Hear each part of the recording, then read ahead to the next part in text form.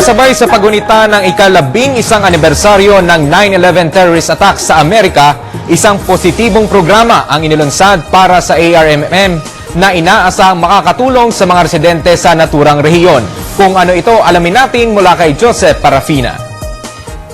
Kung dati negatibo ang dating na alaala ng September 11 anniversary dahil sa pangyayaring ito ng terorismo, binaliktad na ito ng pamuno ng Autonomous Region in Muslim Mindanao matapos ilunsad kahapon ng website ng DPWH-ARMM at procurement of civil works para naman sa 5 contract package para sa 6 na infrastructure projects at proposal on 5 feasibility studies sa mga high-impact projects sa rehiyon.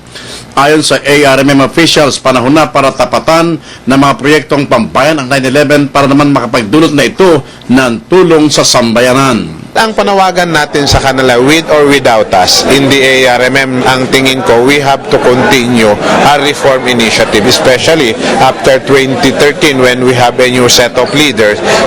Yung reforma, kasi ito yung inaasahan, yung pagbabago ng ating mga kababayan. Kumbinsido naman ang mga opisyal ng JICA sa mga nilunsad na palatuntunan. Kaya opisyal nila itong tinanggap, sabay ang pagsigurong maglalaan sila ng kaukulang pondo sa mga programang ito. Ngayon lamang nagkaroon ng ganitong mga kaseryosong mga panuntunan sa ARMM na bukod sa magiging transparent na dahil sa website nito at sa halip na pagkakitaan ng ilang mga opisyal ng proyekto, nakakasave pa sila ngayon ang regional government sa nasabing lugar. Kaya naman ngayon maging sa Senado, hindi sila nahihirapang idepensa ang kanilang mga budget para sa taon 2013. 9/11 actually,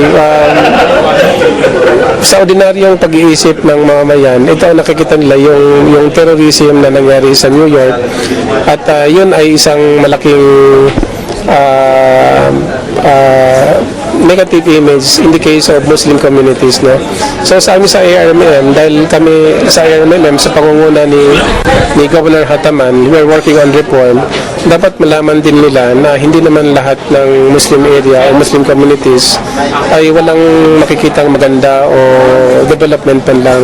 Binigyan din pa na kung maayos lahat ng iba't ibang ahensya ng rehiyon na may patutupad nito ang magandang panuntunan, ito na rin marahil na magiging sagot para matagal nang minimithing kapayapaan sa rehiyon ay makamta na ng tuluyan.